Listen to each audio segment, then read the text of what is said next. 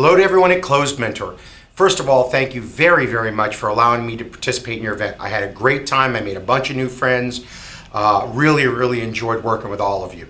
And I wanted to follow up our session together with this little video to help you make sure you take your great ideas you learn and you turn them into action, and that you go back through the workbook and you look at all those low scores and you actually create a plan to turn the low scores into high scores. So I wanted to remind you of what I thought were the 4 or 5 most important things I shared with you.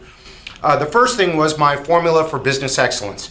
You remember that was T plus C plus ECF times DE equals success. And the T stood for talent. The quality of the people you get working in your shops will directly determine how successful they'll be, period. You want to get the top talent you can possibly get. Now, as I said, that doesn't mean everyone has to have a Harvard degree, and have worked for NASA, but you want to get people with a great attitude, who are interested in, excited about fashion, who are passionate about serving people, that are outgoing and have a great attitude. Then you can train them to sell, you can train them to run the register and everything. But if they don't have a great attitude, if they don't enjoy what they're doing, if they don't like fashion and they don't really love giving great customer service, then it doesn't matter how smart they are not going to be successful. So talent, top talent, hire for the right attitude, train for skills. The C stood for culture.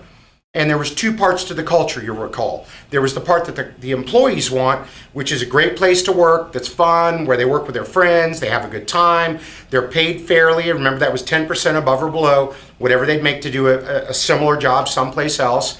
That they were given the freedom and the empowerment to go out and do stuff, work with the clients, work with the customers, help people, as much training as possible. So you want to create an atmosphere that engages your employees and gets them excited about serving your customers.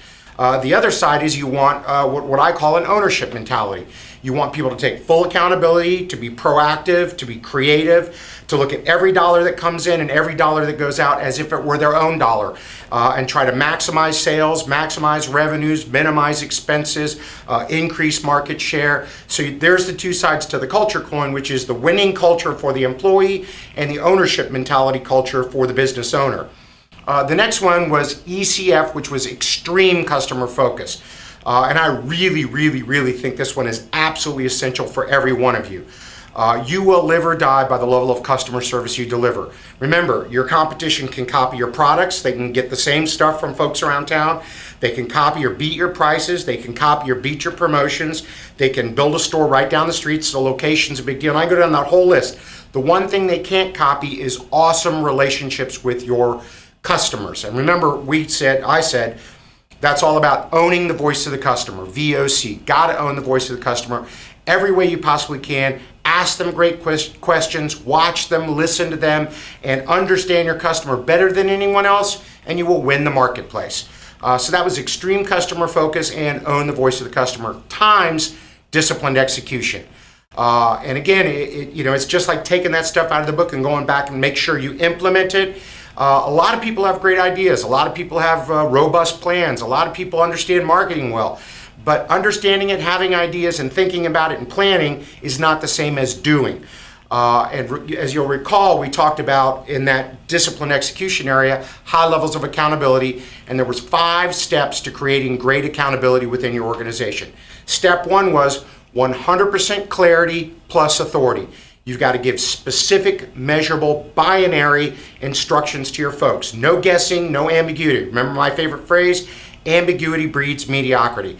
So 100% clarity plus the authority needed to do the task you've asked them to do. You got to give them the appropriate amount of authority, the appropriate amount of empowerment. So clarity plus authority. Then the second was 100% agreement. The employee has to look at you and go, yep, I understand. I understand the measurements, the metrics, I understand the budget, I understand the time frame, whatever it might be, I understand the task you're giving me or the project you're assigning me, and I agree to take full responsibility, full accountability for that.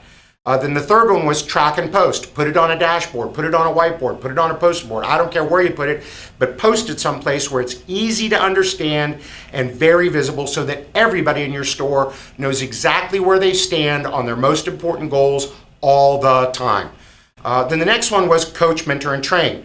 If someone is doing great and they're hitting all their goals and everything's perfect, just pat them on the back, celebrate success, thank them. But if someone is not doing great, that's when you rush in with resources, training, support, coaching, mentoring, anything you can do to help get that person back on track and being successful.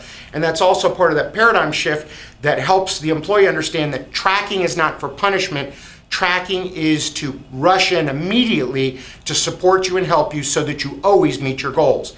And then last but not least, you reward success lavishly. And again, that wasn't money. It was a handwritten note, a coupon for free pizza, a Starbucks card, whatever it might be, whatever the employee values, something small. Mostly it's just genuine, honest, sincere praise and a sincere thank you.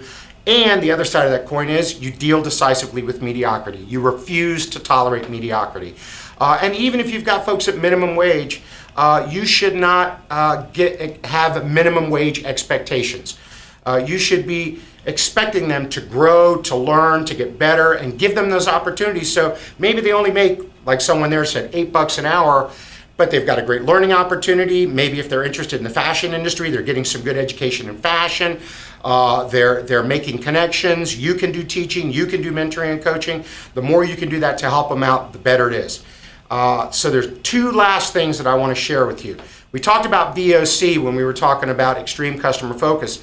The other thing was MOT, which was moments of truth.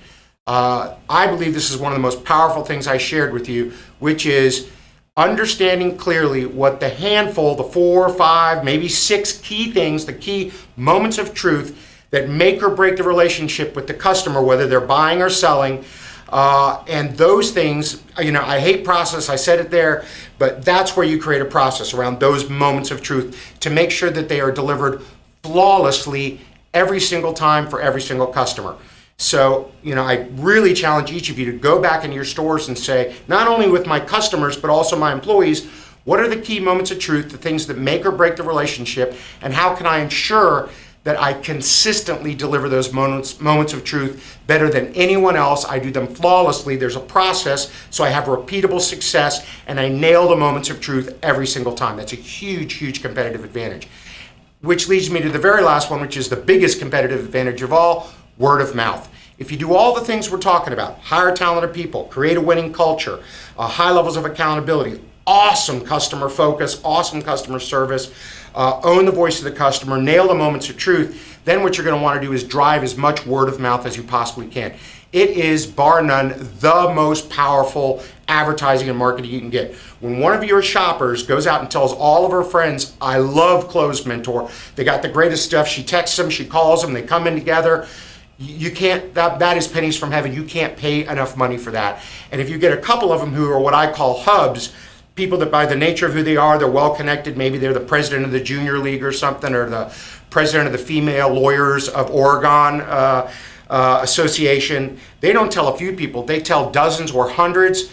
Those folks are your customer evangelists. Those are the folks that are going to take your business from here and drive your revenues much higher and your profit much higher.